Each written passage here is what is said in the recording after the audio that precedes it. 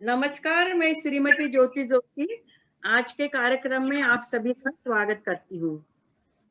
आज के कार्यक्रम के हमारे मुख्य अतिथि है पूनम विशाल। ये एक डाइटिशियन है।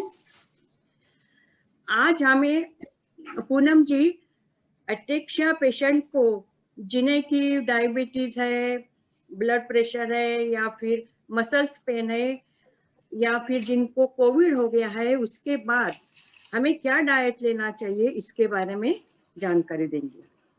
मैं आप सभी से निवेदन करती हूँ कि जब मैडम हमको कुछ जानकारी देंगी तब अपने मन में काफी प्रश्न मन में आएंगे, तो प्रश्नों को आप नोट कर लीजिए और बाद में व्हाट्सएप से आप हमें भेजें, हम उसका उत्तर आपको देंगे। यदि प्रश्नों की संख्या ज्यादा है तो हम एक और भी वेबिनार का आयोजन कर सकते हैं।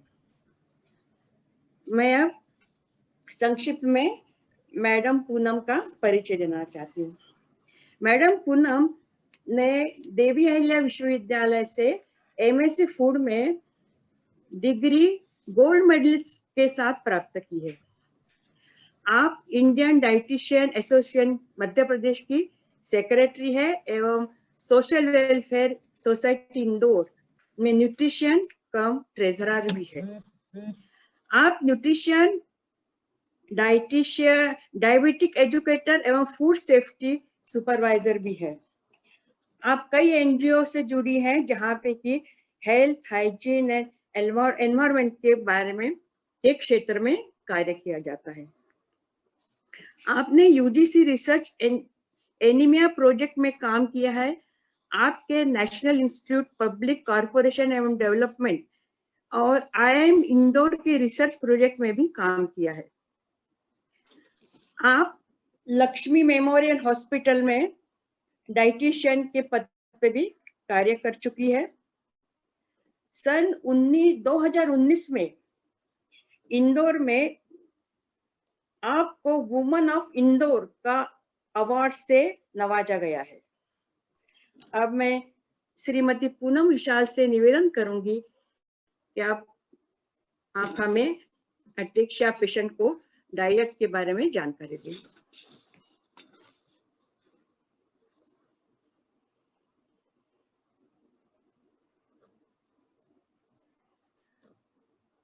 मैडम पूनम।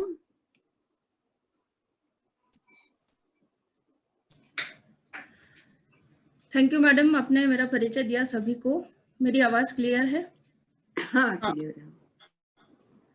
सबसे पहले तो मैं आप सभी को धन्यवाद करना चाहती हूँ, सरस्वती मैडम को, जोशी मैडम को, जिन्होंने इतना अच्छा थॉट आया और उसको कन्वर्ट करने के लिए मुझे चुना कि इतनी सारी थेरेपीज दे करके आप अटेक्सिया अवेयरनेस सोसाइटी के सारे मेंबर्स को अटेक्सिया से रिलेटेड हर एस्पेक्ट से रूबरू करवाते हैं, जानकारी दिलवाते हैं ताकि वो बहुत अच्छी अपनी जिंदगी जी पाए। तो डाइट थेरेपी भी एक थेरेपी होती है जो हमारा मानव अधिकार में हम सभी को बहुत अच्छा संतुलित आहार खाने का अधिकार है। तो मैंने सोचा कि जब मैडम ने कहा क्या आप इस पे एक वेबिनार करेंगे तो मुझे बहुत अच्छा लगा। ये तो बहुत इम्पोर्टेंट टॉपिक मैम ने देखा। हम कई लोगों को देखते हैं जिनके पास सब कुछ है, सारी फैसिलिटीज, पैसा बहुत सारा खरीदने के लिए, खाना खरीदने के लिए, पर उन्हें संतुलन समझ नहीं आता क्या खाना चाहिए क्या खाना नहीं चाहिए। एक कोशिश की है मैंने कि स्टडी करना पड़ी काफ़ी, पर एक कोशिश की है कि आपको मैं इससे इंट्रोड्यूस करा पाऊँ कि आप भी इस एस्पेक्ट पे भी थोड़ा ध्यान दीजिए। हो सकता है आपके कुछ मेंबर्स कुकिंग में भी इंटरेस्ट रखते हों, तो ये चीज़ भी समझते हों कि हमें किस तरह से कुकिंग करनी है, कैसे और क्रिएटिव खाएं। आपको आशा करती हूँ कि आज का कुछ इन्फॉर्मेटिव लगे सेशन। आगे बढ़ती हूँ मैं सेशन की तरफ। आज का जो टॉपिक हमने टाइटल देखा होगा आप सभी ने, dietary awareness for ataxia with other comorbidities. Comorbidities में वो सारी समस्याएं हैं जो अटेक्सिया के अलावा आप में से किसी को फेस करनी पड़ती होंगी। हो सकता है कोई और भी हाइपरटेंशन, डायबिटीज जैसी बीमारियां किसी के साथ जुड़ गई हों विद अटेक्सिया। तो बीमारियों को डिस्कस करने से पहले हम थोड़ा सा न्यूट्रिशन, फूड के बारे में डिस्कस करते हैं। आप सभी जानते हैं कि हम जो भोजन दिन भर में करते हैं उसके अंदर कॉन्स्टिट्यूएंट्स जो उसके होते हैं, जो मिल करके पूरी थाली हमारी बनाते हैं, या दिन भर सुबह से रात तक हमने जो भी खाया ब्रेकफास्ट, लंच और डिनर में, तो वो फूड कहलाता है, वो भोजन कहलाता है। शर्त बस इतनी है कि वो भोजन तभी कहलाएगा जब वो हमारे शरीर को कुछ अच्छा दे रहा हो, चाहे वो लिक्विड फॉर्म में हो, सॉलिड फॉर्म में हो, हम खाएं और उससे हमें अच्छा फ्यूल मिले हमारी बॉडी को। गाड़ी में जैसे पेट्रोल डालना होता है, वैसे शरीर को चलाने के लिए भोजन की आवश्यकता है। तो फ्यूल अच्छा होना चाहिए। हमारे फ्यूल में जो कॉन्स्टिट्यूएंट्स हैं, जो न्यूट्रिएंट्स होते हैं, वो कार्बोहाइड्रेट्स, प्रोटीन्स और फैट्स, ये मैक्रो न्यूट्रिएंट्स हैं जो बड़ी क्वांटिटी में आपको आवश्यक होते हैं। और विटामिन्स, मिनरल्स, फाइबर और वाटर, इसकी क्वांटिटी आपको संतुलन में लेनी होती है। अब हम चर्चा करते हैं कि protein, carbohydrate, fat, vitamin, minerals, ये सारे न्यूट्रिएंट्स से जो भोजन हमारे लिए बना है, यानी एटेक्सिया के पेशेंट्स के लिए, उसमें से क्या आपको अलाउड है और क्या आपको अलाउड नहीं है। कुछ भी पूरी तरह से बैन नहीं होता, रेस्ट्रिक्ट होता है, क्वांटिटी आपको कम करनी होती है। ये बैलेंस डाइट है, ये बैलेंस इंडियन थाली है जो हम हर घर में देखते हैं कि जिसमें सलाद, फ्रूट्स, दाल, चावल, सब्जी, रोटी, लस्सी, छाछ, दही, जिसको जैसा पसंद है वो लस्सी या दही इस फॉर्म में खाने को कंज्यूम करते हैं। ये ऐसा आहार है, अगर हम इस तरह का खाना लंच और डिनर में खा रहे हैं, चाहे रोटी खाएं या चावल खाएं, बाकी साथ में दाल, सब्जी और एक मिल्क एंड मिल्क प्रोडक्ट से बना हुआ दही, सलाद हो, फ्रूट की एक सर्विंग हो, तो आपको सारे पोषक तत्व बहुत अच्छे से मिल जाते हैं। जिसमें 3 तो मैंने बताया मैक्रो न्यूट्रिएंट्स हैं, जो कार्बोहाइड्रेट, प्रोटीन्स और फैट्स हैं। और जब हम मैक्रो न्यूट्रिएंट्स को अच्छी क्वांटिटी में खा रहे हैं, यानी कार्बोहाइड्रेट्स, फैट्स और प्रोटीन, तो विटामिन्स, मिनरल्स, फाइबर्स, ये ऑटोमेटिकली हमारे डाइट में अच्छे हो जाता है इसका क्वांटिटी, क्योंकि ये माइक्रो न्यूट्रिएंट्स हैं, इसकी जरूरत हमें बहुत कम क्वांटिटी में। अब ये एक बैलेंस डाइट है, आप इसे समझें। हम आज तक खाने को ऐसे देखते हैं, भोजन यानी भोजन, जिससे हमारा पेट भर गया, चाहे फिर वो मैगी की प्लेट क्यों नहीं हो। कई बार होता है कि भूख लगी, मैगी खा ली, भूख लगी, चिप्स का पैकेट खा लिया, भूख लगी, आलू का कुछ बना लिया, वो खा लिया, या फिर कोई कोल्ड ड्रिंक पी लिया। तो वो चीजें हमें क्या दे रही है, इस पर थोड़ा सा नजर डालें। जो हम आहार में हमारे अनाज शामिल है, जिसमें सीरियल्स आते हैं, जो राइस, यानी आप जितना गेहूं, चावल, बाजरा, ज्वार, ये सारे जो अनाज हैं ये, और जो जमीन के अंदर उगने वाली वेजिटेबल्स हैं, ये हमको एनर्जी देती है। इससे हमारा कैलोरी का पूर्ति होती है, जितनी हमारी शरीर को रिक्वायरमेंट है एनर्जी की, वो इस पहले फूड ग्रुप से पूर्ति होती है। सेकेंड ग्रुप जो होता है वो हमें प्रोटीन्स प्रोवाइड करता है। वो प्रोटीन चाहे दालों से मिल रहा हो, नट्स से मिल रहा हो, दूध से बने पदार्थों से मिल रहा हो, या फिर आप जो नॉन वेजिटेरियन हैं वो नॉन वेज फूड जो खाते हैं, वो सारा प्रोटीन प्रोवाइड करता है आपकी बॉडी को। एनर्जी गिविंग फूड जो है वो आपको दिन भर के कार्य करने के लिए एनर्जी प्रोवाइड करेंगे। प्रोटीन जो आपके हैं वो आपको आपकी मसल्स को स्ट्रेंथ देंगे, आपकी बॉडी पार्ट्स में जो भी वेयर एंड टेयर हो रहा है, आप जो फिजियोथेरेपी करते हैं या जो भी एक्टिविटी करते हैं, एफर्ट्स लगा करके जो इस कॉम्प्लिकेशन के साथ में रह रहे हैं, उसमें काफी बॉडी को मेहनत करनी पड़ती है, और प्रोटीन्स उसकी पूरी देख रेख करता है। थर्ड ग्रुप में ऐसे फूड प्रोडक्ट्स हैं जो कैलोरीज तो देते हैं, जिसमें फैट्स, ऑयल्स एंड शुगर है, मतलब बहुत हाई कैलोरी होती है। 1 चम्मच आप तेल खाएंगे तो 45 कैलोरी मिलती है, 1 चम्मच शक्कर खाएंगे तो 20 कैलोरी मिलती है, चाहे आप गुड़ खाएं, चाहे आप हनी खाएं, चाहे आप शक्कर खाएं। फिर फोर्थ ग्रुप के अंदर आता है विटामिन्स एंड मिनरल्स देने वाले फूड प्रोडक्ट्स, जो हमारे लिए सबसे ज्यादा बेनिफिशियल है, हर व्यक्ति को इसकी सबसे ज्यादा जरूरत है। ये है ग्रीन लीफी वेजिटेबल्स में, या yellow orange fruits and vegetables में, और कुछ फ्रूट्स जो अभी आपने ड्यूरिंग कोविड बहुत सुने होंगे कि इम्यूनिटी प्रोवाइडिंग फूड जो है, विटामिन सी रिच होते हैं, साइट्रस फ्रूट्स होते हैं। तो ये सारे फ्रूट्स जो हैं आपको विटामिन्स एंड मिनरल्स देते हैं। फिफ्थ ग्रुप में आपको फाइबर मिलने वाली चीजें होती हैं। ऐसी कुछ सब्जियां हैं जिसमें फाइबर का कंटेंट बहुत ज्यादा होता है, जो आपकी बॉडी में बहुत आवश्यक है। जो लोग इसमें से कुकिंग करते हैं वो ये चीज समझते होंगे कि जब हम मिक्सी यूज करते हैं घर में, मिक्सर एंड ग्राइंडर, जैसे हमें सपोज एक चटनी बनानी है या प्याज लहसुन अदरक का मसाला बनाना है, कई बार हमने सारा सामान पॉट में डाल दिया, पर उसके अंदर पानी नहीं डाला, और पॉट मिक्सर को ऑन जब किया तो आपने ये चीज फील की होगी कि आवाज भी आई मिक्सर चलने की, चला भी होगा अंदर, पर जो चर्न होना चाहिए था, जो मसाला बनना चाहिए था, वो बना नहीं। वो आपका कब हो पाता है? जब आप उसमें थोड़ा सा पानी ऐड करते हो। पानी भी बहुत इंपॉर्टेंट न्यूट्रिएंट या इम्पॉर्टेंट हमारे फूड का एक कॉन्स्टिट्यूएंट है, जो होना बहुत जरूरी है, बहुत इंपॉर्टेंट हिस्सा है। अभी मैंने स्वस्ति मैडम से बहुत कुछ सीखा, महीने भर से हम लोग काफी कांटेक्ट में हैं एक दूसरे के। कि बहुत ज़्यादा अटैक्सिया पेशेंट्स में कॉन्स्टिपेशन देखा जाता है। कॉन्स्टिपेशन के रीज़न यही होते हैं कि आपकी डाइट में या तो फाइबर्स कम होता है या पानी का इंटेक बहुत कम होता है। तो इस तरह से मिलकर एक बैलेंस डाइट बनती है। अब जिनकी मम्मी बैठी हैं आप साथ में जो कुक करते हैं, आप अपने बच्चों के लिए खाना बना रहे हैं जो अटैक्सिया से आज डील कर रहे हैं, तो आपको ये देखना ज़रूरी इसलिए है कि ये देखिए सारा हम जानते हैं, अनाज एक ग्रुप होता है, दाल एक ग्रुप होता है, सब्जियां अलग होती है, फल अलग होता है, फैट्स एंड ऑयल्स मिलने वाली चीज़ें अलग होती है, हरी सब्जी अलग होती है, पीली लौकी कद्दू टाइप की चीज़ें अलग होती हैं, अंडरग्राउंड वेजिटेबल अलग होती है। इतना सब हमारे पास ईश्वर ने दिया है खाने के लिए। अब हमको ये देखना है कि हम क्या खा रहे हैं और हम क्या चीज़ ऐसी है जिसको कभी कभी खाते हैं या हमको पसंद नहीं है इस वजह से हम छोड़ देते हैं, शायद वो हमारी हेल्थ के लिए बेनिफिशियल है। तो अब हम आगे बढ़ते हैं। ये एक फूड पिरामिड है जो नॉर्मल एडल्ट पर्सन के लिए बनाया गया है। इसके अंदर क्या बोला जाता है, आप देखेंगे इसका ट्रायंगुलर शेप है। नीचे वाला जो पोर्शन है वो सबसे ज्यादा, उससे ऊपर वाली चीज उससे कम, फिर उससे कम और फिर उससे कम। यानी आप फैट्स एंड ऑयल्स को और स्वीट डिशेस को देखो तो वो ट्रायंगल का कॉर्नर है, यानी सबसे कम हमें जो आवश्यक चीज होती है हमारे डाइट में, जो सबसे कम लेने की आवश्यकता है वो फैट्स और शुगर्स होते हैं। फिर उससे थोड़ा बढ़ा के जो जरूरत है वो हमें प्रोटीन होता है। प्रोटीन वाली चीज होती है जिसमें हम नॉनवेज प्रोटीन भी ले सकते हैं, वेज के थ्रू भी ले सकते हैं, मिल्क एंड मिल्क प्रोडक्ट्स के थ्रू, दालों और पल्सेस के थ्रू। और फिर थर्ड जो हमें उससे भी ज्यादा जरूरत है जिस चीज की, वो होती है वेजिटेबल्स और फ्रूट्स। और फिर एनर्जी के लिए जो सबसे ज्यादा जरूरत है वो कार्बोहाइड्रेट वाली चीजें हैं जिसमें सारे सीरियल्स अनाज आ जाते हैं।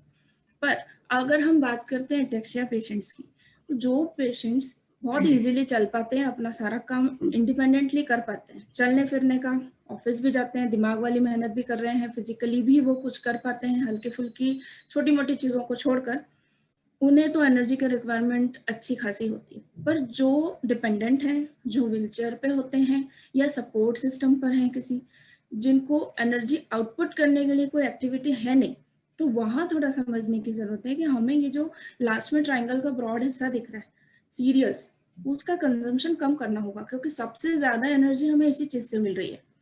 अब एनर्जी हमने जितनी इनपुट की उतना आउटपुट नहीं की, तो क्या होता है, इनपुट आउटपुट इक्वल नहीं होने की वजह से हम ओवरवेट हो जाते हैं, हमारा वजन बढ़ जाता है, और ओवरवेट की वजह से हमारा जो कंडीशन है वो और वर्सन हो सकती है डे बाय डे। और रिलेटेड टू ओबेसिटी 1 by 1 और कॉम्प्लिकेशंस हमारे लाइफ में आ सकती है। तो ये चीज अटैक्सिया के लिए नहीं है, ये एक नॉर्मल जो पिरामिड अवेलेबल होता है, इसे फूड पिरामिड बोलते हैं। आप गूगल पे भी देखेंगे तो ये उसके लिए जो बहुत फिजिकली एक्टिव पर्सन है। पर अगर आपकी फिजिकल एक्टिविटी कम है तो हमें क्या करना है, जो थर्ड नंबर का ग्रुप है वेजिटेबल्स एंड फ्रूट्स का, उसको सबसे नीचे कर लेना है, सीरियल्स उससे ऊपर कर देना है, फिर प्रोटीन और फिर फैट्स। बस ये थोड़ी सी अंडरस्टैंडिंग से हमें चलना है। अब अटैक्सिया की प्रॉपर बात करें अगर, तो एक थाली होती है, उसको हम डिवाइड करते हैं। जब भी किसी पेशेंट की काउंसलिंग करते हैं, उसे डाइट समझाते हैं, तो प्लेट के ऊपर डिवीजन मेथड से समझाते हैं कि आप जब भी खाना खाओ तो ये देखो कि हाफ पोर्शन में आपके फाइबर्स वाली चीजें हो, विटामिन मिनरल्स और एंटीऑक्सीडेंट्स देने वाले फ्रूट्स वेजिटेबल्स से भरी हो आपकी आधी थाली, और 1/4 पोर्शन में आप सीरियल्स खा सकते हैं जिससे आपका पेट भरता है, रोटी चपाती चावल कुछ भी हो सकता है वो, दलिया। और 1/4 पोर्शन से, इसमें तो नॉनवेज का पिक्चर है, पर वेजिटेरियंस के लिए दालें और खड़ी जो दाल होती है ना, राजमा छोले चने, ये सब आप इसमें ये लें। तो अब हमारे लिए जो डाइट बनाई गई है वो होती है simple carbohydrate restricted. Simple carbohydrate restrict करना है हमें, हाई फाइबर लेना है, प्रोटीन विटामिन और मिनरल रिच डाइट लेना है। हाई फाइबर से हमारे कॉन्स्टिपेशन की प्रॉब्लम दूर होगी।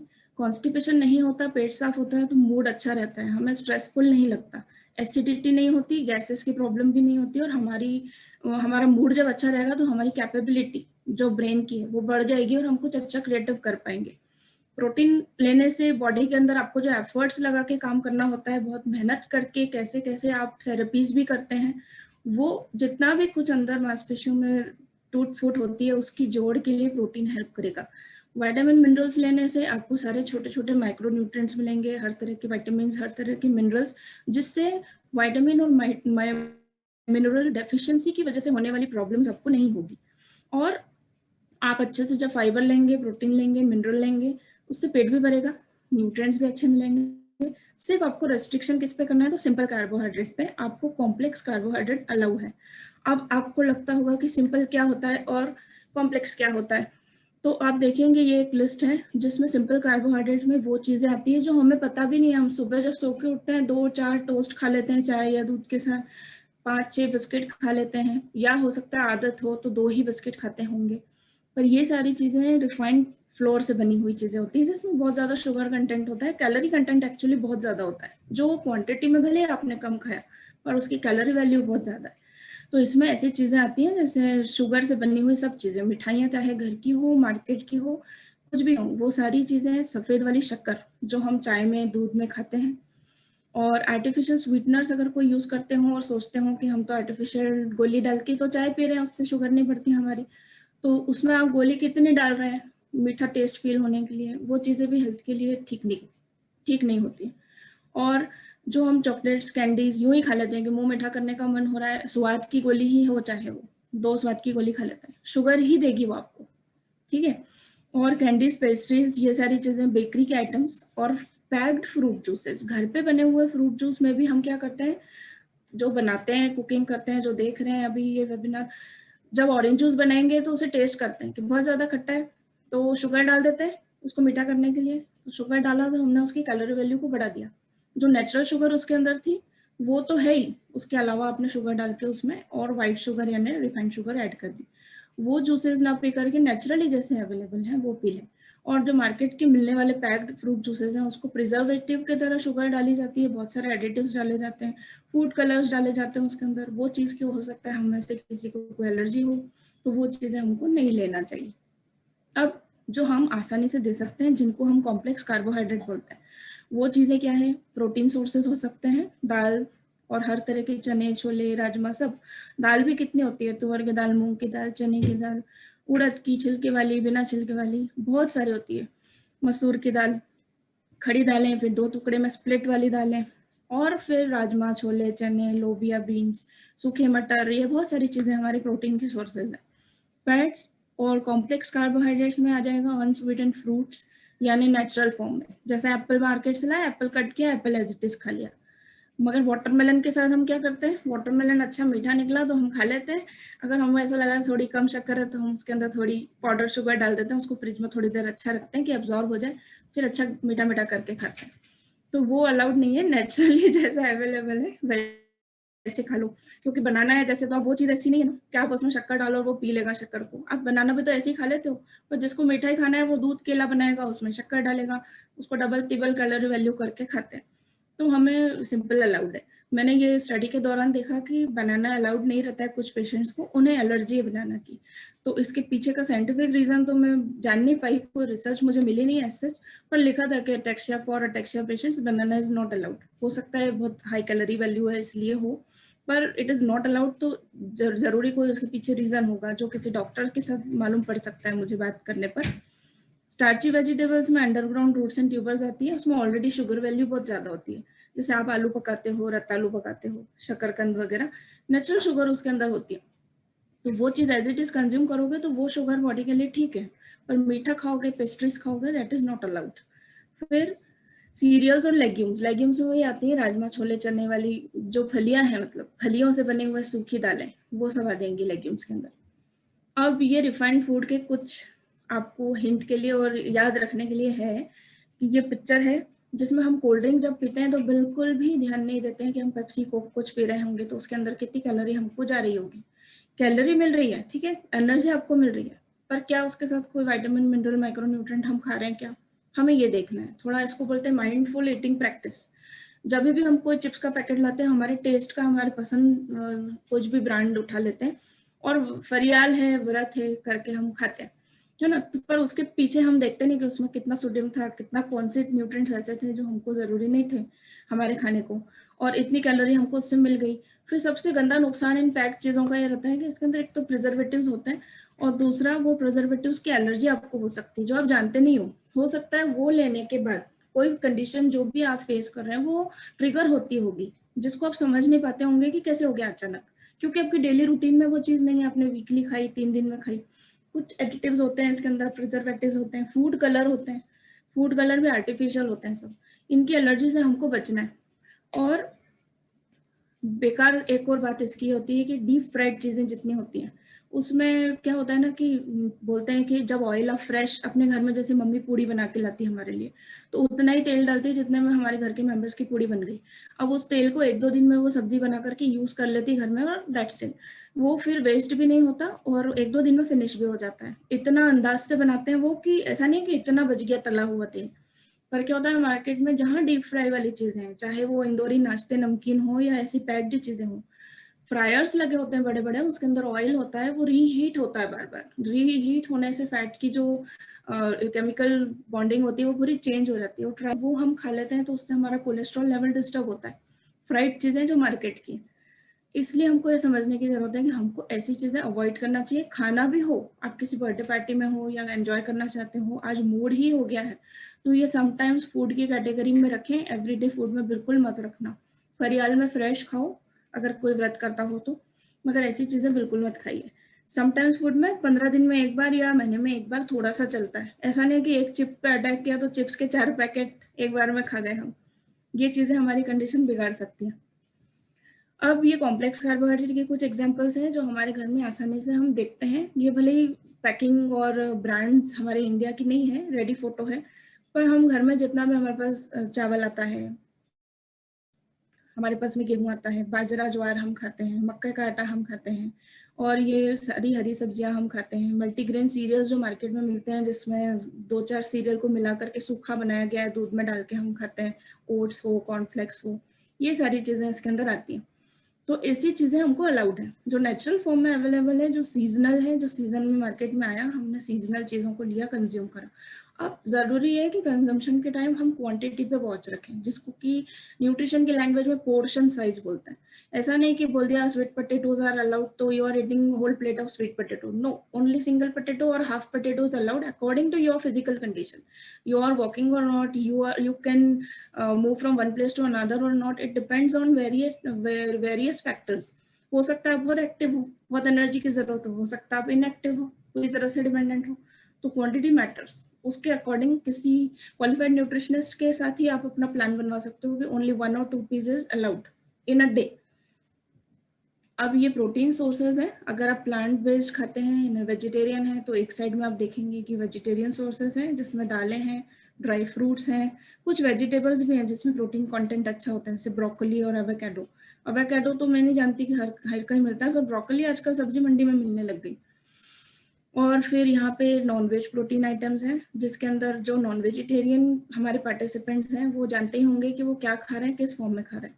इसमें समझने वाली जरूरत है कि हम प्रोटीन कंपोजिशन, हमको प्रोटीन का न्यूट्रिएंट मिले, प्रोटीन न्यूट्रिएंट मिले एज ए न्यूट्रिएंट, इसलिए हम इन चीजों को अडॉप्ट कर रहे हैं। पर देखा गया है कि जो नॉनवेज खाते हैं ना, उनको पता है कि फैट उसमें बहुत ज्यादा लगता है। नॉनवेज कुकरी जो होती है, नॉनवेज कुक करने में फैट की क्वांटिटी का कंजम्पशन बहुत ज्यादा, मतलब यूज बहुत होता है फैट।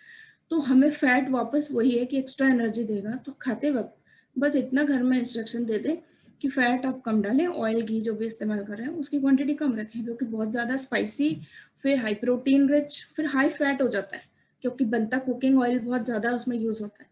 तो लिमिट में भी करते हैं तो ऐसी रेसिपीज अडॉप्ट करें जो ग्रिल करके बनी हुई है, स्टीम करके बनी हुई है या बॉईल करके बनी हुई है, जिसमें ऑयल कंजम्पशन कम हो गया, तो नेचुरली कैलोरी अपने रिड्यूस कर ली। नहीं तो आप इधर तो हेल्दी समझ के खा लेंगे, पर उसमें फैट अनहेल्दी मिला देंगे, जो कि आपने देखा फूड पिरामिड के सबसे ऊपर पोर्शन में बहुत कम जरूरत है जिसकी हमें। तो ये है आप sources of vitamins and minerals जो हम घर में हर समय खा रहे हैं, जिनको आप अगर डिटेल देखोगे तो जानोगे कि कौन सी हरी सब्जियां हमें विटामिन ए दे रही हैं, येलो वेजिटेबल्स के दे रही हैं, ऐसे अलग अलग हर वेजिटेबल में छोटे छोटे न्यूट्रिएंट्स, विटामिन्स और मिनरल्स हैं। तो ये आप बहुत भरपूर क्वांटिटी में खा सकते हो। 1.5 कटोरी कम से कम एक लंच टाइम में आप सब्जी खाएं, दोनों टाइम 1.5 कटोरी एक बार, 1.5 कटोरी रात को डिनर में। इतनी रिक्वायरमेंट अगर आपकी पूरी हो जाती है, 2 कटोरी फल खा लेते हो आप दिन भर में। कटोरी में नाप इसलिए बता रही हूँ कि आपको याद रहे, ऐसे नहीं कि फ्रूट्स आर अलाउड तो वाटरमेलन का इतना बड़ा वेज खा लिया, नहीं, 2 कटोरी ओनली, जितना बॉडी डाइजेस्ट कर सकते हैं हम उतना ही खाएं। अब फैट्स एंड ऑयल्स को रिड्यूस करने की जरूरत है कुकिंग के समय में भी। ऐसी रेसिपीज बनवाएं या बनाए जो बैठ के देख रहे हैं वो लोग जो बनाते हैं बच्चों के लिए अपने खाना, कम डालें ऑयल। देना भी है तो इनको ओमेगा 3 ओमेगा 6 फैटी एसिड्स जो होते हैं, गुड फैट्स कहलाते हैं, वो अलाउड होता है अटेक्सिया पेशेंट्स को। तो आप ये नट्स दे सकते हो हैंडफुल, मुट्ठी भर के कोई भी ड्राई फ्रूट्स दे सकते हो अगर आप एलर्जिक नहीं हो उसके लिए। तो ये ओमेगा 3 ओमेगा 6 फैटी एसिड्स आपको प्रोवाइड करेंगे, आपके लिए अच्छे। मगर तेल और रस्से वाली सब्जियां जिसमें तेल तैरती हुई तरी रंगत वाली लाल लाल कलर, ये सब नहीं अलाउड है हमको। अब सबसे इम्पोर्टेंट है हाइड्रेशन लेवल। अभी गर्मी भी चल रही है, और जब गर्मी ना भी हो तो कम से कम नॉर्मल एडल्ट पर्सन जो है उसको 2.5 से 3 लीटर पानी एक दिन में रिक्वायरमेंट होती है। अब हो सकता है आप बिल्कुल डिपेंडेंट हो, एक ही जगह बैठे हो, तो 2 लीटर भी आपके लिए सफिशिएंट हो सकता है एक्टिविटी लेवल के हिसाब से। तो आपको पानी पीना ज़रूरी है। पानी नहीं होगा तो मिक्सर में, जैसे मैंने आपको उदाहरण दिया कि कोई चीज़ चर्न करते वक्त अगर पानी नहीं होता है ना तो वो पीसती नहीं अच्छे से, तो पीसेगी नहीं तो फिर हमारा मसाला कंप्लीट नहीं होगा। जस्ट लाइक दैट, पेट के अंदर जो भी डाला है हमने, जो भी खाया हुआ है फूड है, उसको पचाने के लिए पानी चाहिए हमको। तो पानी मीडियम है जो हर जगह पहुँचाएगा, उसको अच्छे से अब्जॉर्व कराएगा एक एक सेल में, मसल्स में। तो अब पानी या तो प्लेन पिए या लिक्विड चीज़ें आपके डाइट में लें। जैसे फ्लेवर इंड्यूस्ड वाटर पी सकते हैं, छाछ लेमन वाटर पी सकते हैं। अभी केरी वाला सीजन है तो वो पना पी सकते हैं, जिसको झोलिया बोलते हैं एमपी में। सत्तू का शरबत पी सकते हैं, जलजीरा पी सकते हैं, सूप्स पी ये सकते हैं। फ्लेवर वाटर क्या होता है मैडम? फ्लेवर वाटर ये होता है जैसे अगर बोल दिया कि आपको पानी की जरूरत है, आपको पानी पीना है। कई लोगों को ऐसा लगता है ना कि प्लेन पानी पीने से हमको ऐसा उल्टे जैसा होता है, हम पी नहीं सकते। तो उनको हम सजेस्ट करते हैं एक टुकड़ा लेमन का डाल दो, पूरा रस निकाल लो नींबू का, और छिलका ही डाल दो जग के अंदर, तो पूरे पानी में लेमन की फ्लेवर आ जाती है, खुशबू आ जाती है। तो वो वाला पानी पी के ना ऐसा अजीब सा नहीं लगता कि बहुत सारा पानी पी लिया तो पेट कुछ अफरा बोलते हैं ना जिसको, कि लग रहा है 2 गिलास पानी पी लिया तो अजीब सा फील हो रहा है, वो नहीं होता। किसी किसी को ये बोल देते हैं कि आप अदरक का टुकड़ा डाल लो, किसी किसी को बोलते हैं फ्रेश ककड़ी डाल लो, क्यूकम्बर डाल लो। तो क्यूकम्बर मिक्सड अप हो जाएगा तो उसके अंदर फ्लेवर आ जाती है ककड़ी की। पुदीना डालोगे तो पुदीना की आ जाती है, वो पीने में अच्छा भी फील होता है। और जो उसके न्यूट्रिएंट्स हैं, जैसे छिलके में विटामिन सी बहुत ज्यादा होता है, वो न्यूट्रिएंट्स भी आपको मिलेंगे। ककड़ी आप खाओगे और पुदीना पत्ता डाल लेते हो या तुलसी पत्ता डाल लेते हो तो एंटीऑक्सीडेंट्स उसके आपको मिलेंगे, आपको बहुत फ्रेश फील होता है। आप पी के ट्राई करके देखोगे ना तो हमको फीलिंग अच्छी देता है वो फ्लेवर से। एरोमा भी वर्क करता है और उसके न्यूट्रिएंट्स भी हमारे लिए वर्क करते हैं।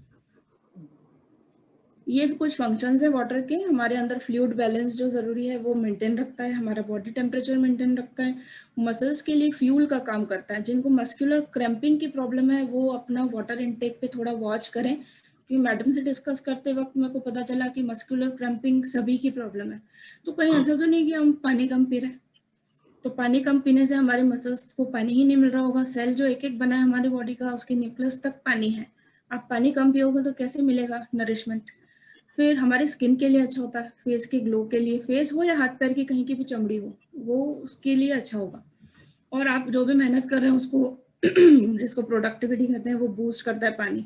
पानी पीने से रिफ्रेश हो जाते हैं। कई बार हमें ना ऐसा फॉल्स वो होता है कि हमें भूख लग रही है और हम 2 गिलास पानी पीते हैं तो हमें एकदम फ्रेशनेस फील होती है, हम एक्चुअली हंग्री नहीं होता, हम थर्स्टी होते हैं। तो हमें थोड़ा सा वो भी देखने की जरूरत है, हम बहुत देर से प्यासे तो नहीं है। क्योंकि जो थॉट प्रोसेस होती है ना, हम मेडिटेशन भी करते हैं मैडम से, योगा मेडिटेशन, हमने ये भी देखा कि पानी का बहुत इंपॉर्टेंट रोल है ह्यूमन बॉडी में। उसकी भी इम्बैलेंसिंग से थॉट प्रोसेस भी चेंज हो जाती है। यानी अच्छा पानी वानी पी के पूरा संतुष्ट पेट भरा हो, पानी पिया हो, तो व्यक्ति बहुत पॉजिटिव सोचता है। तो इस तरह से ये इसके फंक्शंस आप देख पा रहे हैं। आप चाहे तो स्क्रीनशॉट ले लेंगे, वैसे तो रिकॉर्ड हो रहा है सब कुछ। अब देखिए पानी खाने के फाइबर्स। साथ पी सकते हैं क्या? खाने के साथ एक्चुअली मैम आयुर्वेद वाले मना करते हैं, कुछ हाँ। साइंटिफिक चीजें हैं वो मना हो जाती हैं। टाइम आउट होने वाला है और मेरा अभी कंटेंट थोड़ा बचा है, तो मैं आप लोगों से रिक्वेस्ट करती हूँ कि इसी लिंक पे वापस से रीजॉइन कर लीजिए आप लोग। तो सेशन जैसी ब्रेक होगा ना, आप लोग फिर से सेम लिंक पे रीजॉइन हो जाएंगे तो कंटिन्यू हो जाएगा ये आगे। ठीक है? तो हाँ जी, आपने पानी का पूछा, तो आयुर्वेदाचार्य जो होते हैं ना, आयुर्वेद वाले डॉक्टर, उनका कहना होता है जब हम खाना खा रहे हैं तो पेट में अग्नि क्रिएट होती है ना, जो एसिड्स होते हैं वो अपना काम करना शुरू करते हैं डाइजेशन के लिए, और उस वक्त अगर आप ठंडा पानी डाल देते हो तो डाइजेशन प्रोसेस स्लो हो जाती है।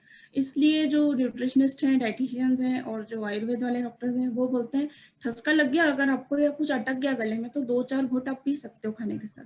पर जिनकी ऐसी आदत होती है ना कि पूरा खाना हो गया और एक एक लोटा 2-2 गिलास पानी पीते हैं, वो अलाउड नहीं है बिल्कुल भी।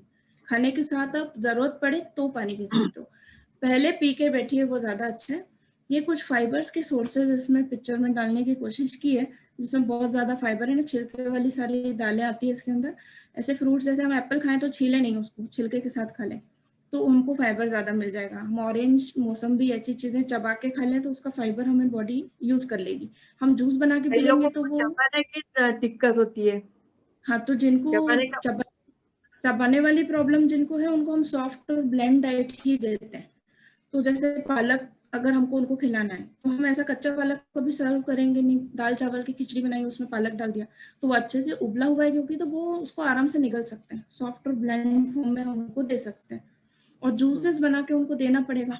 मौसम भी वो चबा नहीं पाएंगे पर उसके जूस आप दे सकते हो। तो दो तरह के जूस होते हैं, एक पूरा फिल्टर्ड जूस होता है और एक विद फाइबर होता है। मोटी छन्नी से छान के आप दे सकते हो, तो कम से कम कुछ तो जाएगा, पूरा फाइबर नहीं तो। ओके, अभी मस्कुलर क्रैम्पिंग के लिए कुछ विटामिन एंड मिनरल्स जो हैं उनकी डेफिशिएंसी होता है। एक मैग्नीशियम डेफिशिएंसी हो सकती है बॉडी में, पोटेशियम डेफिशिएंसी हो सकती है, बोन्स में कैल्शियम डेफिशिएंसी हो सकती है, विटामिन डेफिशिएंसी हो सकती है, विटामिन डी डेफिशिएंसी। इन वजहों से भी मस्कुलर क्रैम्पिंग देखी गई है। या फिर आप दिन भर एसी में बैठ रहे हैं, कूलर में बैठ रहे हैं, जिसका असर आपकी मांसपेशियों पे हो रहा है। फिर कभी कभी तो रिलैक्स होगा अगर आप बॉडी मसाज करते हो। जहां भी आपको ज्यादा दर्द हो रहा है वहां मसाज थेरेपी भी हेल्प करती है। पर रोज रोज कोई मसाज करने के लिए शायद फ्री नहीं हो सकता हमारे लिए। तो एक बार अपने डॉक्टर से डिस्कस करके ये जानने की जरूरत है कि कहीं हमें इनमें से कोई न्यूट्रिएंट की डेफिशिएंसी तो नहीं हो गई बॉडी में। तो इसकी अगर डेफिशिएंसी डिटेक्ट होती है, आप लेबोरेटरी में जाके टेस्ट करा के पता करते हैं, तो फिर हम इनके सप्लीमेंट्स आपको डॉक्टर्स प्रेस्क्राइब करते हैं और डाइट आप किसी न्यूट्रिशनिस्ट से लेके अपने आप को वॉच कर सकते हैं कि अब लेवल हमने हमारी बॉडी का मेंटेन कर लिया। इसमें जैसे मस्कुलर क्रैम्पिंग के लिए 4 न्यूट्रिएंट्स लिखे हैं। कभी कभी लेडीज में आयरन डेफिशिएंसीज भी होती है, उसकी वजह से भी उनको दिन भर ऐसे ही लगता है हम थक रहे हैं, हम थक रहे हैं, हमारी एनर्जी लेवल डाउन हो रहा है। तो ये सब वॉच रखिए, डायरी में नोट करिए और डिस्कस जरूर करिए अपने जो भी डॉक्टर्स हैं उनसे। फिर tips to cut down salt from your diet. अगर आप में से कोई हाइपरटेंसिव पेशेंट है तो मैं बस इतना टिप्स देना चाहती हूँ। आपको डॉक्टर्स तो सजेस्ट करते ही हैं कि अचार, चटनी, पापड़ जैसी चीजें मत खाओ जिसमें एक्स्ट्रा आपको नमक आ रहा है। पर हम और भी क्या गलतियां करते हैं, तो हम क्या करते हैं, प्रिजर्व फूड खाते हैं। इन्हें हमने पिकल्ड, अच्छे अच्छे पिकल्स खरीद लिए मार्केट से, या पिकल्ड कोई चीज खरीद ली और फ्रीज में रखी है, हमें पता नहीं वो प्रिजर्व किस चीज में हुई है। प्रिजर्वेटिव्स जो होते हैं वो ब्लड प्रेशर को रेस कर सकते हैं। कुछ प्रिजर्वेटिव्स आपके लिए हानिकारक है। तो प्रिजर्व चीजें नहीं खानी है, उसके बजाय हमें फ्रेश कंज्यूम करना है। जो हम फ्रूट्स एंड वेजिटेबल सलाद में खा रहे हैं अपनी प्लेट में लेके, हम उस पर नमक, काला नमक डाल लेते हैं, वो डालना बंद कर लीजिए। रॉ फॉर्म में खाइए, जैसा है नमक वगैरह मत डालिए। तो ऊपर से डाला हुआ नमक आप ऐसे कट डाउन कर सकते हैं। और जब हम आटा बनाते हैं रोटी गूंदने के लिए, तो उसके अंदर भी कई लोग नमक डालते हैं, मत डालिए वो नमक। रोटी बिना आटे की भी अच्छी बन सकती है। और जब हम दाल चावल सब्जियां बना रहे हैं घर में, तो एक ही बार में कोशिश करो कि एक नाप का चम्मच रोज का बना के रख दें, बस उसी उतना ही डालना है आपको, है ना। कभी भी नाप बिगड़ जाए और हाइपरटेंसिव पेशेंट की दाल में नमक ज्यादा हो जाए तो उस दिन उनकी तबीयत खराब हो सकती है। इसलिए एक नाप फिक्स करिए और लिमिट में डालिए। आपको अगर लगता है बहुत कम हो गया आपके हिसाब से, तो जो हाइपरटेंसिव नहीं है वो ऊपर से डालते ही हैं, और जो हाइपरटेंसिव है वो कम नहीं कर सकते कुक्ड खाने को। तो थोड़ा सा ये ध्यान रखने की जरूरत है। अलग अलग हर्ब्स और स्पाइसेस अगर हम ऐड करते हैं, लेमन जूस यूज करते हैं, तो ज्यादा नमक हमें खाने की इच्छा नहीं होती है। ये सब चीजें नमक की क्रेविंग को सप्रेस करती। तो ऐसी हैबिट्स को अडॉप्ट करें। बेकरी वाले फूड आइटम्स को पूरी तरह से अपने डाइट में से निकाल दीजिए। उसमें सोडा बाइकार्ब होता है, वो सब चीजें आपकी हालत खराब कर सकती है। अचार, चटनी, पापड़ भी आपको कम खाना है, कभी कभी खाओ, कॉम्पनसेट करके खाओ। जब आपने खा लिया एक पापड़ तो फिर दूसरी नमक वाली चीज को निकालो प्लेट में से। क्यों? क्योंकि सारा नमकीन खा लोगे तो एकदम से बीपी बढ़ जाएगा। इंदौरी लोग सेम नमकीन खाते हैं ना, तो वो सब पापड़ खा रहे हैं उस दिन, बिल्कुल नहीं खाना। ऐसे तो खाना ही नहीं है, हाइपरटेंसिव है तो ऐसी चीजों को कॉम्पनसेशन थोड़ा आपको सीखने की जरूरत है। फिर रिफाइंड फूड आपको मना है। और फूड लेबल्स को हमेशा आपको चेक करके, कोई भी रेडी फूड अगर आप खाते हैं तो फूड लेबल्स को चेक करना जरूरी है। अब अगर आपको हार्ट की कॉम्प्लिकेशंस हैं, तो हार्ट की कॉम्प्लिकेशंस में जो नॉर्मली हम सजेस्ट करते हैं वो ये करते हैं कि भूखे नहीं रहना है बहुत देर तक, फ्रीक्वेंटली खाना है, थोड़ा थोड़ा सा अच्छा फाइबर, अच्छा प्रोटीन कंटेंट हो जिसमें, और कॉम्प्लेक्स कार्बोहाइड्रेट हो। रिफाइंड तो आपको खाना ही नहीं, हार्ट पेशेंट है तो। नमक कम खाना है, शक्कर कम खाना है, तेल कम खाना है। और रेगुलर चेकअप जरूरी है। अल्कोहलिक अगर आप हैं तो ये छोड़ना होगा, स्मोकिंग छोड़ना होगा। लाइफस्टाइल को कुछ ऐसा रखना है कि टाइम टेबल हर चीज का फिक्स हो, नाश्ता, लंच, डिनर का टाइम हो, एक्सरसाइज का टाइम हो, सोने का समय हो। गुड क्वालिटी स्लीप बहुत जरूरी होती है हार्ट की हेल्थ को मेंटेन करने के लिए। और अब हम देखेंगे कि डायबिटीज विद अटैच अगर किसी को है तो उसमें यही चीज देखना है, शुगरी प्रोडक्ट्स जो होते हैं, जो हमने देखा कि सिंपल कार्बोहाइड्रेट रिच आइटम्स हैं, सारा एकदम से एग्रीगेट करते हैं हमारे शुगर को, एकदम स्पाइक आता है ग्लूकोज लेवल में। वो चीजें अपने लिस्ट में से निकाल दीजिए, क्योंकि उसे बोलते हैं हाई ग्लाइसेमिक इंडेक्स वाले फूड है। यानी ऐसी चीजें जो आप अनजाने में खा लेंगे शौक शौक से, कि एक मठरी खा ली और हमने एक नान खटाई खा ली, पर ये चीजें क्या करती है ना, एकदम से आपका ग्लूकोज लेवल स्पाइक करती है। आप जब भी फिर रेगुलर चेकअप करते हैं, अपना रेगुलर टेस्ट करते हैं शुगर का, तो देखेंगे कि हमेशा फास्टिंग पीपी से बढ़ा हुआ आता है, रैंडम शुगर बढ़ा हुआ आता है, पर मैंने तो कुछ खाया नहीं, हमको ऐसा लगता है। वो कुछ हो सकता है रिफाइंड चीजों से बना हो, इसलिए एकदम से एग्रीगेट हो जाती है आपकी, एकदम से ग्लाइसेमिक इंडेक्स उस चीज का ज्यादा है। ग्लाइसेमिक इंडेक्स एक ऐसी चीज है जो आपके बॉडी में आइटम गया ना हाई ग्लाइसेमिक इंडेक्स का, एकदम से ब्लड ग्लूकोज लेवल हमारा रेज हुआ। जो डायबिटिक पेशेंट्स हैं उनको ये चीज अपने न्यूट्रिशनिस्ट और डाइटिशियंस के साथ समझने के लिए एक लिस्ट मिलती है कि ये प्रोडक्ट्स हैं जिसका लो ग्लाइसेमिक इंडेक्स है, मीडियम ग्लाइसेमिक इंडेक्स और हाई ग्लाइसेमिक इंडेक्स है। तो हाई और मीडियम को अवॉइड करना चाहिए, लो वाले को आपको रोज वाली डाइट में शामिल करना चाहिए, ताकि आपके इंसुलिन हो या आप टैबलेट पर डिपेंडेंट हो, वो दवाई आपकी उस चीज को बैलेंस कर ले और डाइजेस्ट कर ले। ऐसा ना हो जाए कि आपके इंसुलिन शॉट्स कम पड़ जाए और आपको इंटेक बहुत ज्यादा हो जाए, उसकी वजह से भी फिर मसल्स में दर्द होता है, खाना ढंग से पचता नहीं है, दिन भर स्ट्रेसफुल फील होता है। और एक्टिव रहना है तो जितना एक्टिविटी लेवल आपका है, एटलीस्ट अपनी फिजियोथेरेपी एक्सरसाइज भी करें तो वो भी एक्टिविटी लेवल में ही आएगा आपके। मेडिटेशन करें कुछ देर तो आपका स्ट्रेस मैनेज होगा। दिन भर यही नहीं सोचना कि शुगर बढ़ गई शुगर बढ़ गई। हम जब मॉनिटर करते हैं ना तो साइकोलॉजिकल इफेक्ट होता है माइंड पे कि मेरी शुगर हाई आ गई, मेरी शुगर हाई आ गई, तो वो हम एक टेंशन अंदर अंदर अंदर अंदर लेकर रखते हैं। हाई को कैसे ठीक करना है हमें वो सोचना है। हाई आ गई उससे घबरा करके डिस्टर्ब नहीं होना है, उससे स्ट्रेस बढ़ता है हमारा। फिर मॉनिटर रेगुलर जब हम करते हैं, ब्लड प्रेशर भी रेगुलर मॉनिटर करते हैं, तो हम इस चीज को कंट्रोल कर सकते हैं। सीखने की जरूरत है बस कि कैसे कॉम्पनसेट करें, ये खा रहे हैं तो साथ में क्या नहीं खाएं, कॉम्बिनेशंस को चेंज करके हम अपनी प्लेट को ऐसे बैलेंस करें कि जो मील हमारे अंदर गया है वो इतनी शुगर प्रोड्यूस करे जितने हमारे इंसुलिन या दवाई उसे पचा सके। एक्स्ट्रा हो जाएगा अगर इनपुट आउटपुट में इम्बैलेंस, तो फिर तबीयत पे असर आता है, शुगर लेवल्स पे भी असर आता है। फिर रेगुलर डॉक्टर्स को बताएं आपकी जो कंडीशन है। इसके लिए एक टिप मेरे पास है कि आप डाइट डायरी बनाएं। जो भी अगर कोई ataxia with any kind of comorbidity है पेशेंट हमारे पास अभी जो अवेलेबल है, डायरी बनाएंगे ना तो आपको बहुत जल्दी पता चलेगा कि पिछले हफ्ता भी मैंने ये डायबिटीज मैनेजमेंट पे थे जिसमें मैं आपको बता रही थी कि डाइट डायरी का बहुत इंपॉर्टेंट रोल होता है। अगर हम ऐसी हैबिट बना लें कि हमने ब्रेकफास्ट में क्या खाया, लंच में क्या खाया, डिनर में क्या खाया, बीच में कुछ भूख लगी हो तो मिड डे में क्या खाया, चाय कितना कप पिया, दूध पिया तो कितनी शक्कर थी उसके अंदर, डेली अगर आप डाइट डायरी बनाएंगे ना तो क्या होगा, इस कंक्लूजन पर पहुंच पाओगे कि क्या आइटम मैंने खाया था जिससे मेरी शुगर इतनी रेज हुई।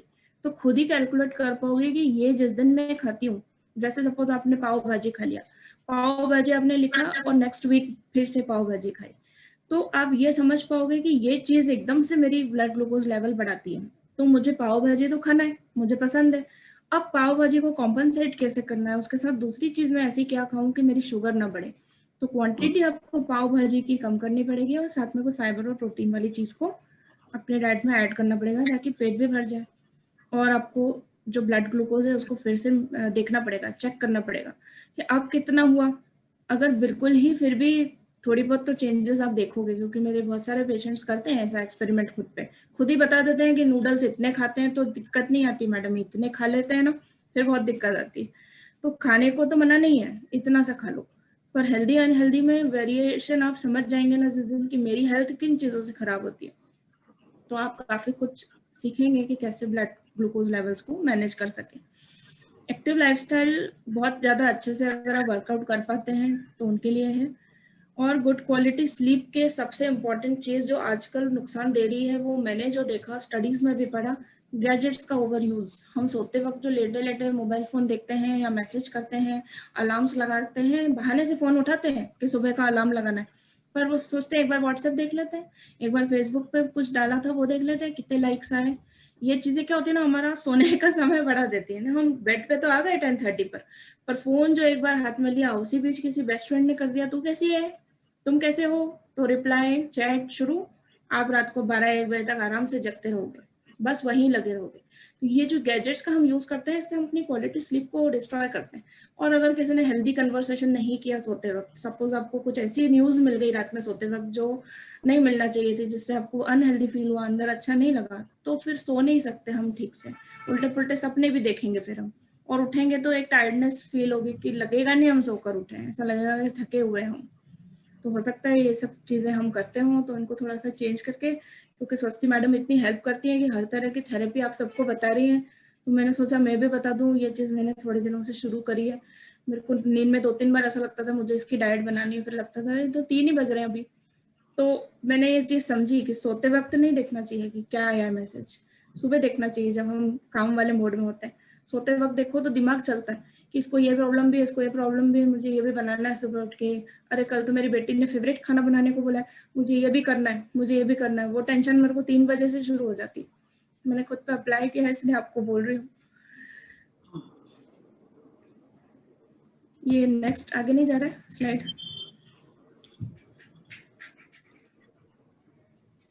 अच्छा, अब सबसे अभी जो रिसेंट टॉपिक है nutrition during and post Covid infection.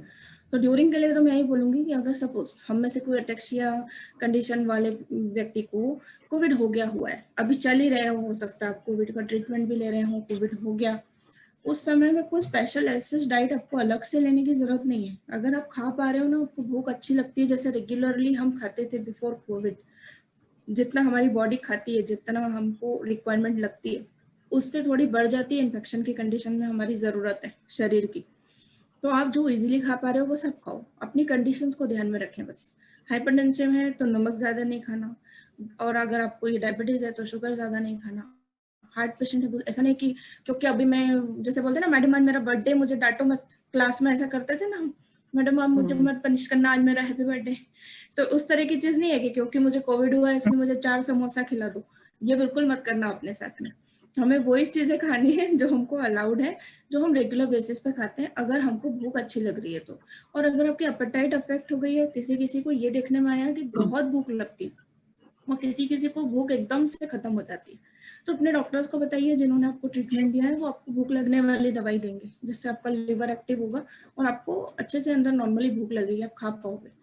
तो भूखे नहीं रहना है, ओवर ईटिंग भी नहीं करना है, जितना संतुलन में हम रोज खाते थे ड्यूरिंग कोविड, आज अगर हो चुका है हमें इन्फेक्शन तो हमें उतना ही खाना है। ठीक है।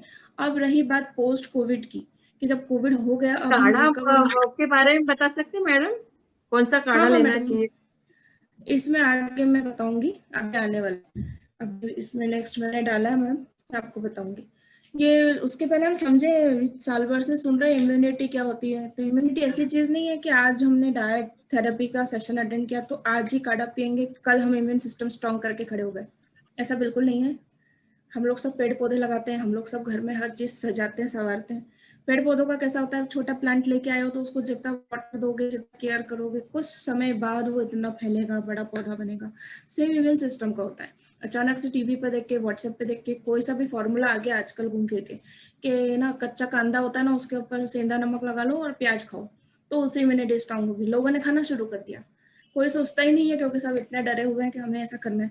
अजवाइन कपूर और लौंग की पोटली बना लो, उसको सूंघना है, ऐसी चीजें क्या होता है हम सुनते हैं और इसने किया, इसको अभी तक नहीं हुआ, मैं भी कर लेती हूँ।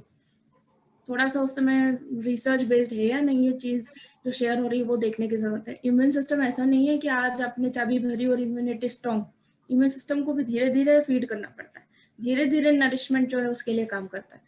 और वो कैसे होगा, आपका अगर एक पैटर्न ही बैलेंस्ड है, पूरा बैलेंस डाइट ही आप खा रहे हो तो इम्यूनिटी अच्छी रहेगी।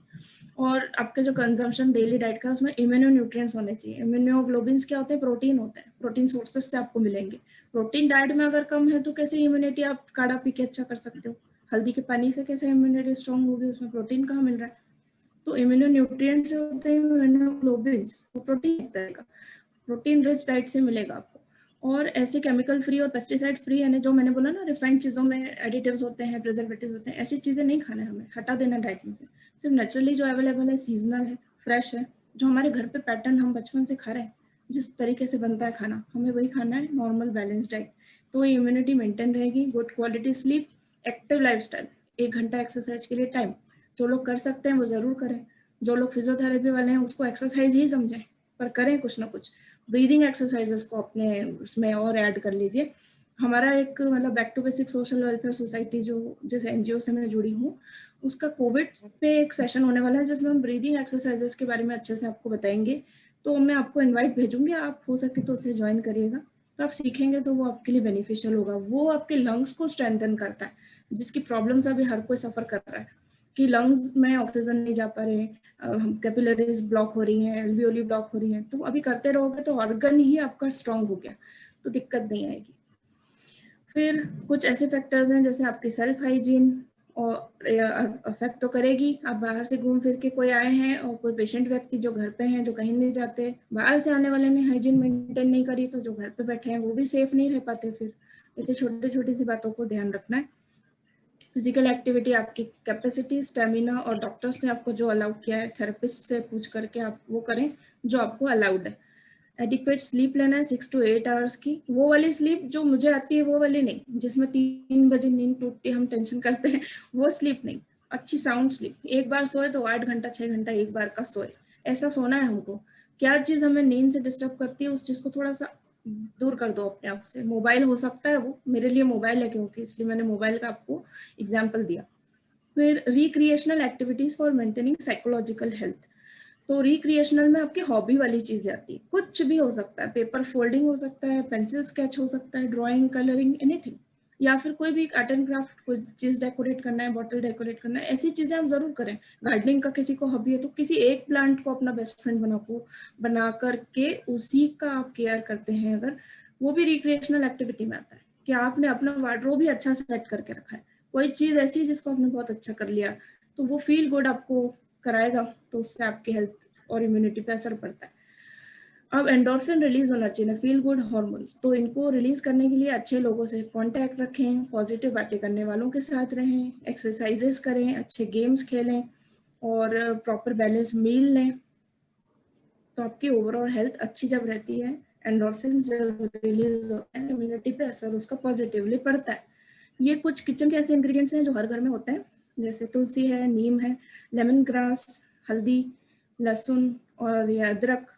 ये चीजें इम्यूनिटी बूस्टर्स की तरह यूज होती हैं। यानी अगर आप दाल चावल सब्जी रोटी में बघार लगाते हैं, जब हम सब्जी और दाल में बघार लगाते हैं तो वहाँ जिंजर, अदरक का या लहसुन का इस्तेमाल तो जरूर होता है। कोई लोग लहसुन नहीं खाते तो वो अदरक का इस्तेमाल करते हैं, हम हल्दी का इस्तेमाल करते हैं। तुलसी वाली हम चाय पीते हैं, कोई पीते हैं कोई नहीं पीते हैं, तो वो पी लीजिए अभी अपनी इम्यूनिटी को स्ट्रॉन्ग करने के लिए।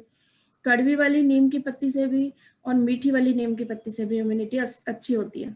लेमन ग्रास एक प्लांट है जिसके अंदर बहुत अच्छे एंटीऑक्सीडेंट्स होते हैं, इसकी चाय बहुत अच्छी बनती है, लेमन ग्रास टी।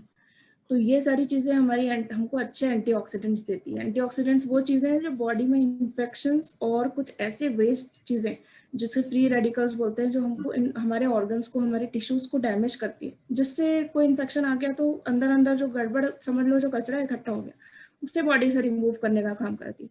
तो ये सारी चीजें उस तरह से हमारी बॉडी को अंदर से क्लीन आउट करती है। ये हमको घर पे मिलेगी अपने किचन में, इनको कंज्यूम करने की जरूरत है।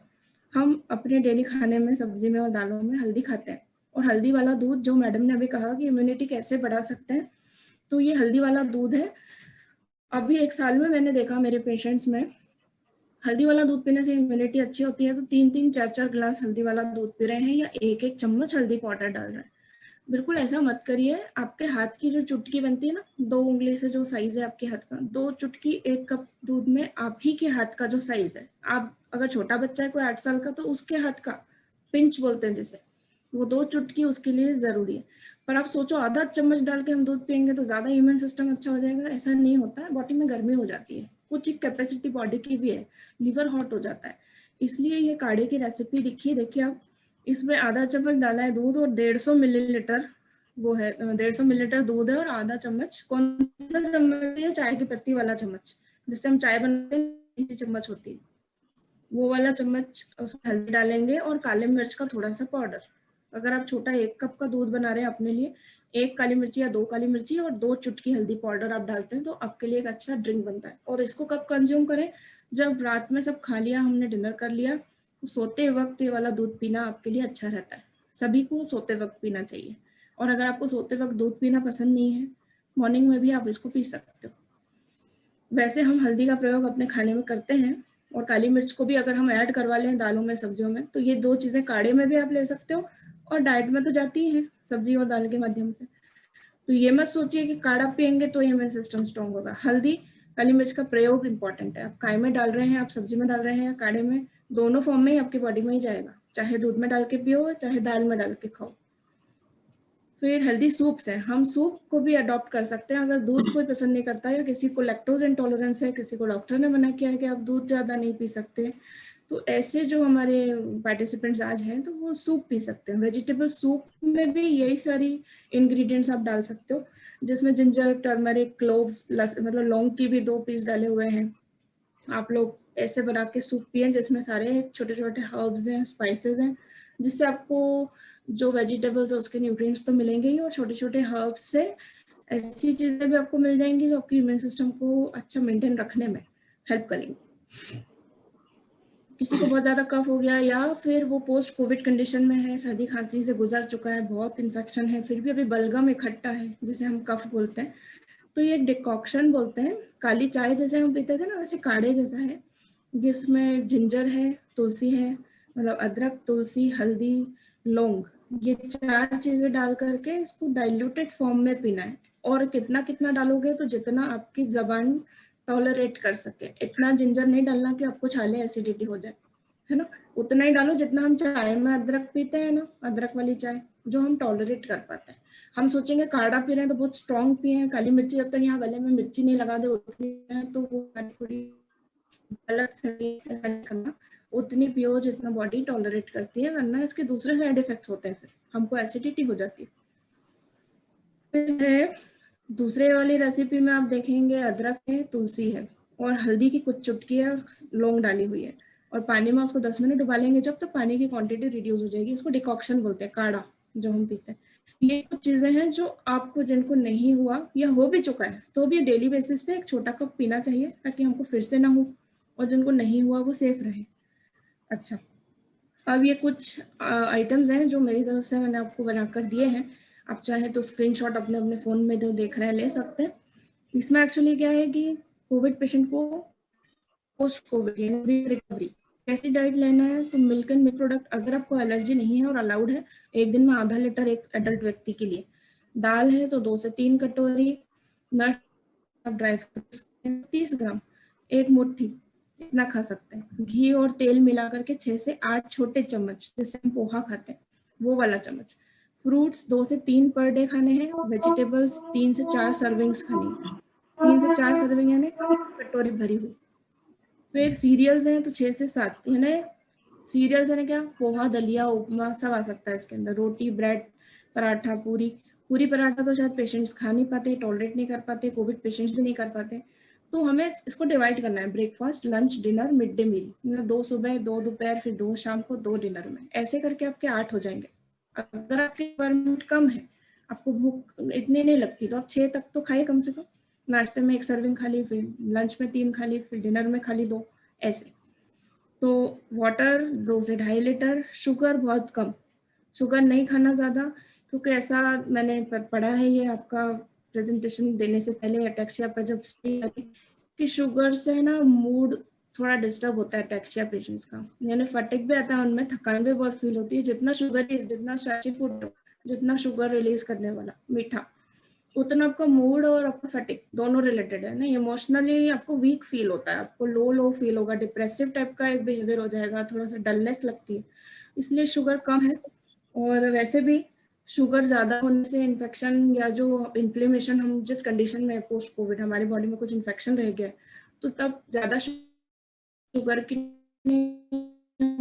में ज़्यादा प्रोटीन होती है, वैल्यू आपको वहीं से मिल गई और आपकी रिक्वायरमेंट पूरी हो गई, तो फिर दूसरी चीज़ें बॉडी नहीं खा पाती है, क्योंकि अभी हम ठीक हुए कोविड से तो हमारा कैपेसिटी कम हो गई।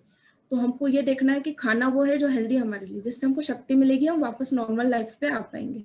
वो शक्ति हमें शुगर से वैसी मिलती है जो इंस्टेंट मिलेगी, जो शुगर बढ़ाएगी और हमारे मूड पे अफेक्ट करेगी, पर प्रोटीन से हमें सस्टेनेबल मिलती है जो हमेशा करती रहेगी और हमको स्ट्रॉन्ग हेल्थ देगी, स्ट्रॉन्ग बनेगी।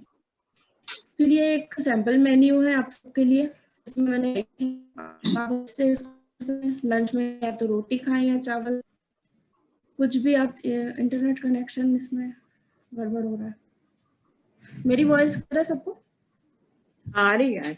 हाँ ठीक है, आप इसका स्क्रीनशॉट ले सकते हैं। इसमें और करके ऑप्शंस लिखे, जिनको जैसे मैडम ने बोला खाने में दिक्कत है, चबाने में दिक्कत है, हो सकता है कि ओल्ड एज का व्यक्ति हो जिसको हो गया कोविड, या कोविड नहीं भी है तो दाल चावल भी खा रहे हैं ना, वेजिटेबल्स मिला करके दाल पकाओ। जैसे हम सांभर में बनाते हैं ना, रसम बनाते हैं, सांभर बनाते हैं, तो मिक्स वेजिटेबल दाल होती है।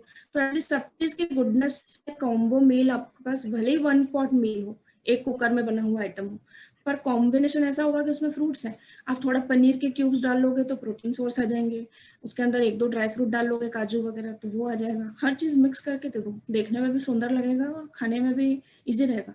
जो लोग चबा नहीं सकते ड्राई फ्रूट्स, वो पाउडर बना के दूध में डाल के खा सकते हैं, या दाल में मिक्स करके खा सकते हैं।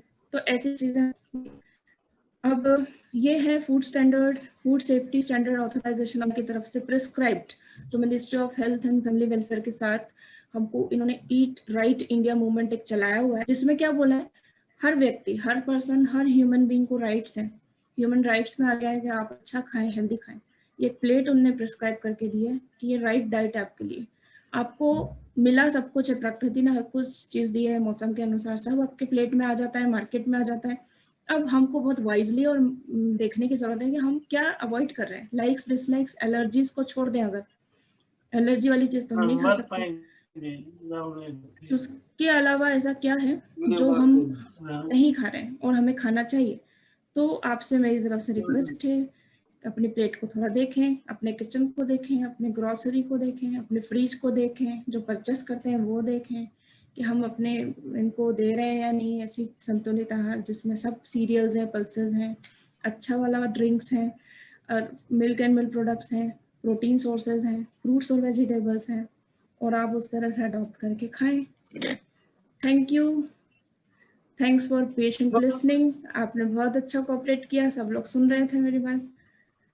मैडम किसी को कुछ पूछना? पूनम मैडम, हाँ जी, आपने बहुत अच्छी तरह के समझाया कि किसमें प्रोटीन्स है, किसमें कार्बोहाइड्रेट्स है, क्या खाना चाहिए, इम्यूनिटी बढ़ाने के लिए हमें क्या खाना चाहिए। अब मैं स्वाति मैडम से निवेदन करूंगी कि वो थैंक्स दे। हाँ, किसको कोई क्वेश्चन पूछना है क्या? किसी को कुछ पूछना है कोई तो आप बोल पूछ रहे सकते थे? हैं। क्वेश्चन भी बाद में नहीं, विवेक वगैरह इनको कुछ थोड़े बहुत क्वेश्चन पूछना है। वैसे सारे क्वेश्चन के आंसर्स तो मुझे मिल गए। सारे प्रेजेंटेशन में मेरे जितने क्वेश्चन थे, मेरे को सारे के आंसर मिल गए। तो मैं बोल रही थी, किसी और विवेक को कुछ बोल रहे थे। पूछना है क्या? विवेक, तुम कुछ बोल रहे थे, अनम्यूट करके बोलो। विवेक,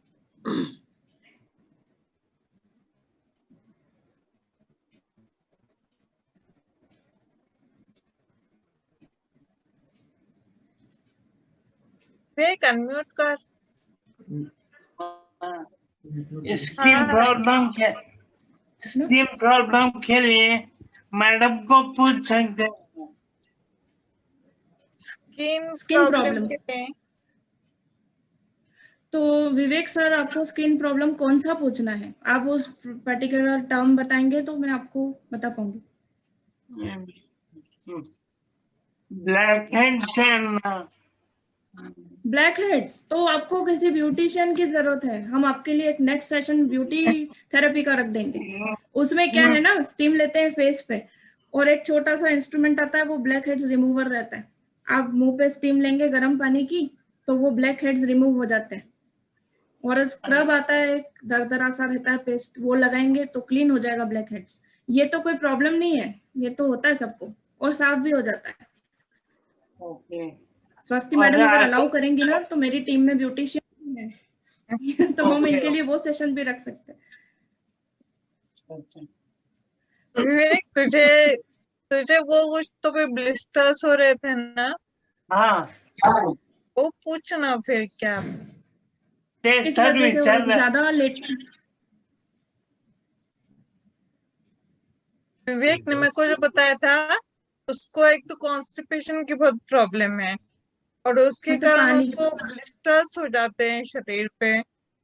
तो देखो, पानी हाँ सर। पियो बहुत अच्छे से, 2.5 से 3 लीटर है ना, 3 बड़ी बॉटल, 1 लीटर की जो बॉटल होती है ना, वो 3 बॉटल अपने को दिन भर में पीना है। पानी ज्यादा पियोगे तो बॉडी के टॉक्सिन्स निकलते हैं। फ्रेश फ्रूट्स एंड वेजिटेबल्स जब हम खाते हैं तो मैंने बताया ना वे बोलने में कि उसमें एंटीऑक्सीडेंट्स होते हैं जो बॉडी के फ्री रेडिकल्स यानी बॉडी के कचरा जो है उसको रिमूव करते हैं बॉडी में से। उसमें कुछ एंटी इन्फ्लेमेटरी इफेक्ट्स होते हैं, हमारी बॉडी में छोटे छोटे जो इन्फेक्शंस डेवलप हो रहे हैं और वो जो बड़े हो सकते हैं कल को, उनको पहले ही खत्म कर देते हैं वो एंटीऑक्सीडेंट्स। तो जितना कलरफुल फल खाओगे उतना आपकी स्किन के लिए अच्छा होगा।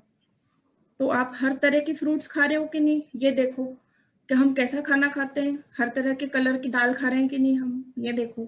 जब वो खाने लगोगे तो सब ठीक हो जाएगा। और हो सकता है कोई एक्सटर्नल एलर्जी, वायरल या फंगल इन्फेक्शन होता है तो डॉक्टर कोई एक्सटर्नल क्रीम अप्लाई करने को भी दे सकते हैं इसके लिए।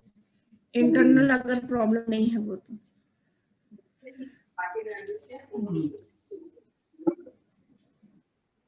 Any और antibiotic?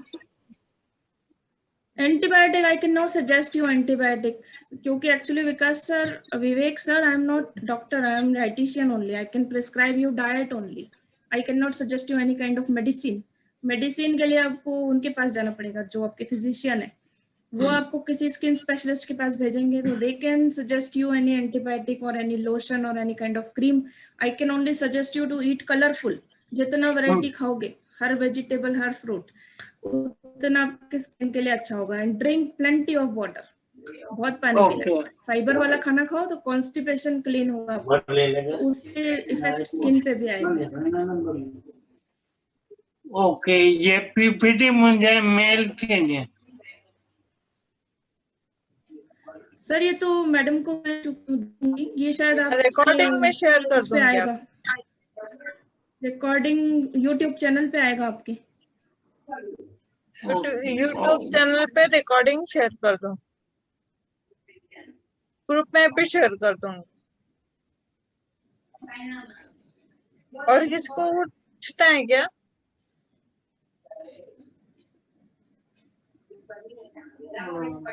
अच्छा सर, नहीं हाँ तो लग, अभी तो नहीं। ठीक। चलिए ठीक है, किसी का तो कोई आप क्वेश्चन नहीं लोग है? जो भी क्वेश्चन हो ग्रुप में हमको भेज देना या फिर मेरे को पर्सनली भेज देना, मैं मैडम से पूछ लूंगी। ओके हम एक ओके। वेबिनार और कर सकते हैं, आपके क्वेश्चंस अगर आप दे देंगे तो एक हम और कर सकते हैं 40 मिनट्स का सेशन, जिसमें आपके सारे क्वेश्चंस के इन रिलेशन टू डाइट, कि आपको डाइट से उस हाँ चीज को थोड़ा, कैसे क्योर करना है। तो आप हाँ आराम से सोच इसको थोड़ा लीजिए, लिख प्रैक्टिस लीजिए। पे आइए।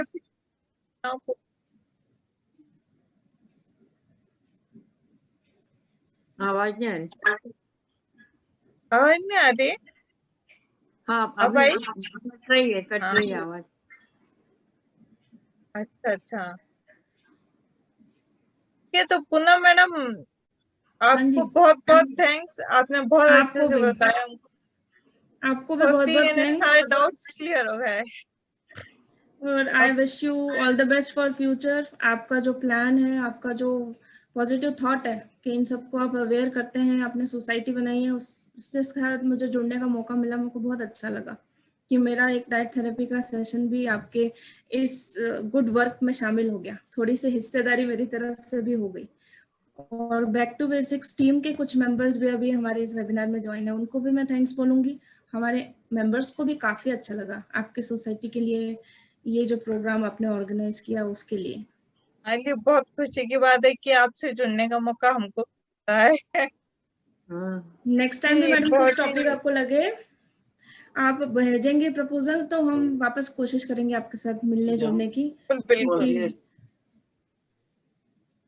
Thank you so much. Thank you, सबको बहुत बहुत धन्यवाद, नमस्कार। Thank you madam. एक बार सब thank thank you so much. You, thank you.